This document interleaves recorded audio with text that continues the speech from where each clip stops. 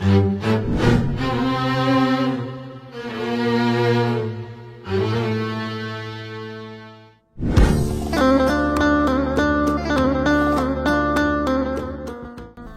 ketika, Abu Nawas pergi keluar kota untuk menemui sahabat lamanya.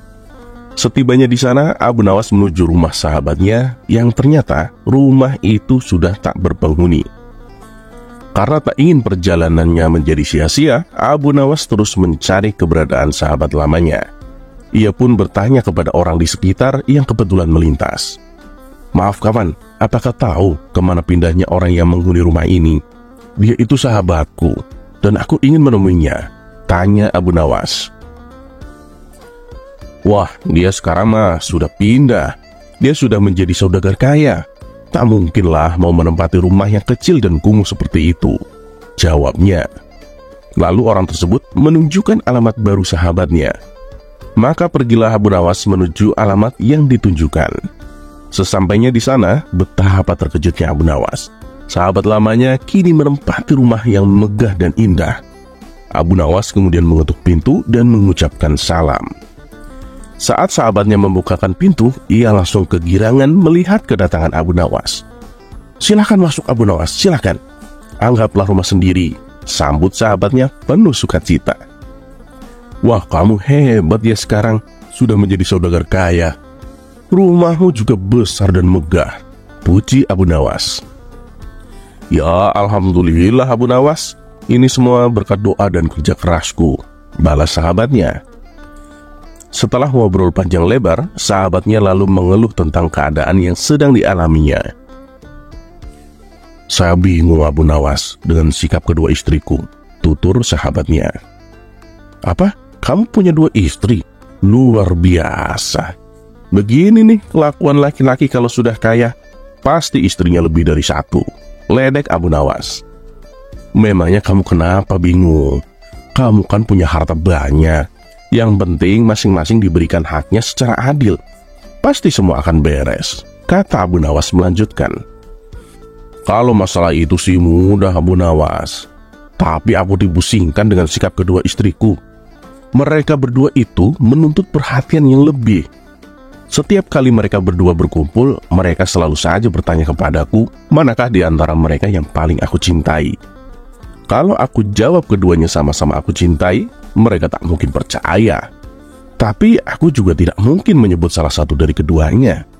Yang ada nanti mereka berdua malah menjadi bertengkar dan menuduhku tidak adil," kata sahabatnya mengadu. Abu Nawas selalu mengatakan bahwa keadilan memang tidak sama dengan perlakuan yang sama, sekalipun misalnya memberi barang yang sama persis. Sahabatnya itu kemudian mendesak Abu Nawas. "Bagaimana caranya Abu Nawas agar kedua istriku tak lagi bertanya kepadaku mana yang lebih aku cintai dari keduanya?" Kemudian Abu Nawas memberi saran agar kedua istrinya masing-masing diberi batu berwarna biru secara terpisah. "Bilang sama kedua istrimu supaya merahasiakannya. Sekarang temuilah mereka di kamarnya masing-masing," perintah Abu Nawas. Sahabatnya itu segera menuruti saran daripada Abu Nawas. Satu persatu ia memasuki kamar istrinya dan memberikan batu berwarna biru. "Wahai istriku, tolong ya, jaga rahasia ini dan simpan rapat-rapat batu ini.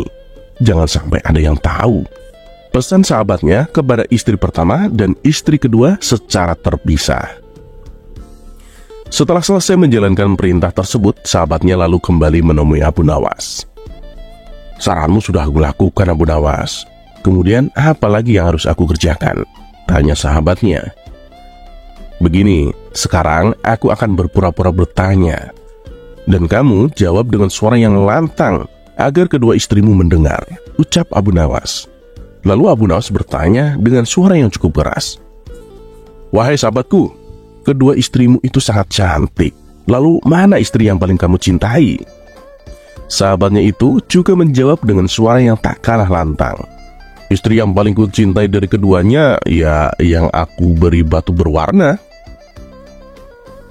Dari dalam kamarnya masing-masing, kedua istri sahabatnya merasa dirinya yang paling dicintai oleh suaminya.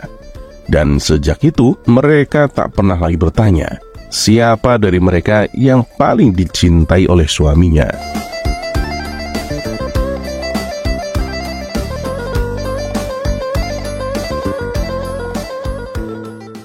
Kisah selanjutnya.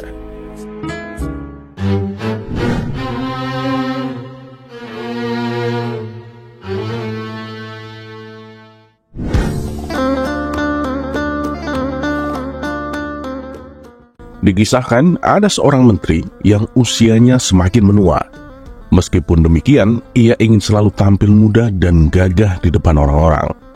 Tapi yang namanya usia tak mungkin bisa dibohongi, apalagi dengan warna janggutnya yang sudah mulai memutih. Suatu ketika sang menteri akan mengadakan pesta yang hanya dihadiri oleh orang-orang pilihan. Dan untuk menambah semaraknya suasana pesta, Tuan Menteri tak lupa mengundang serta Abu Nawas. Maka diperintahkanlah beberapa pengawal untuk memanggil Abu Nawas di rumahnya. Sesampainya di rumah Abu Nawas, salah satu pengawal berkata, "Tuan Abu, nanti malam Anda diundang pesta di rumah Tuan Menteri." Mendengar kabar tersebut tentu saja membuat Abu Nawas kegirangan. "Baik, nanti malam saya akan ke sana."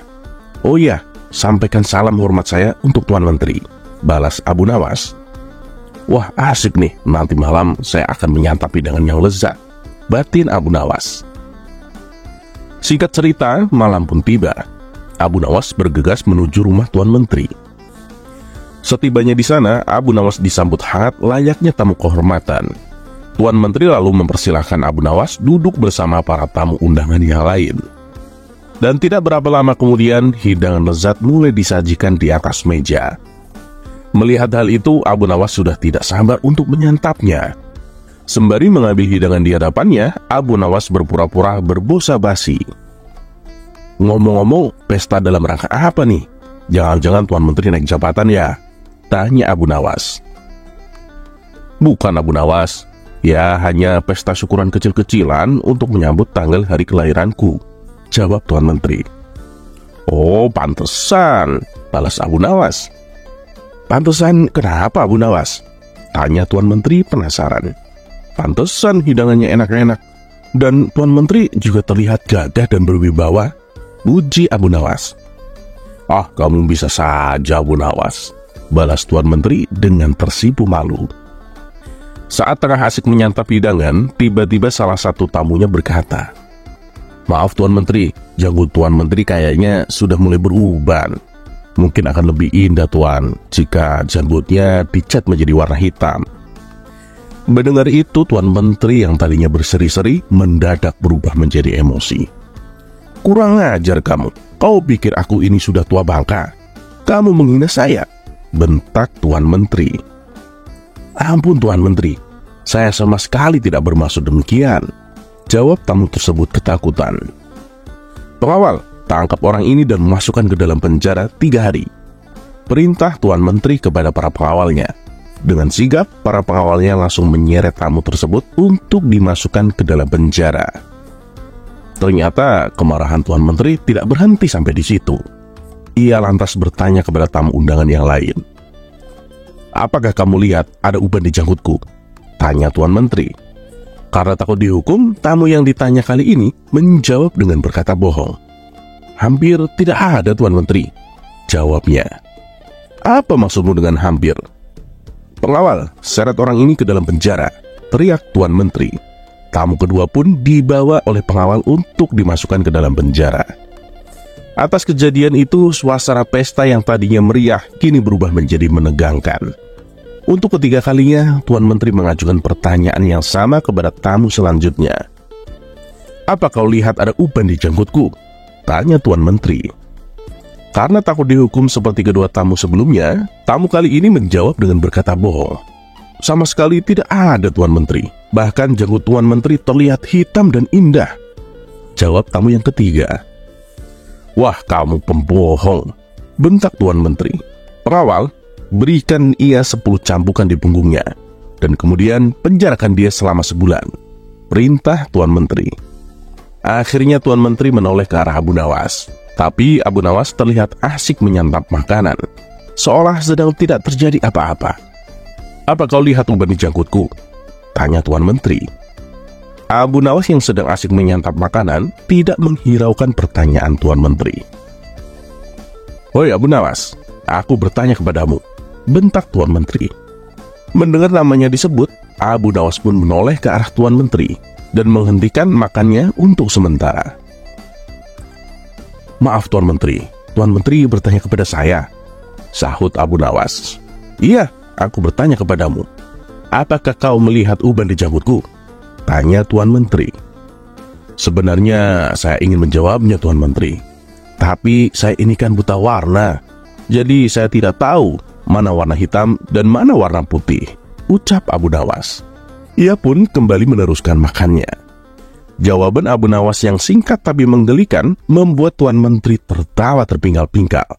Wajahnya yang tadi penuh emosi seketika redam dan kembali tenang. Dan untuk mencairkan suasana, setelah Abu Nawas selesai makan, ia menceritakan beberapa kisah lucu yang membuat seisi ruangan penuh gelak tawa.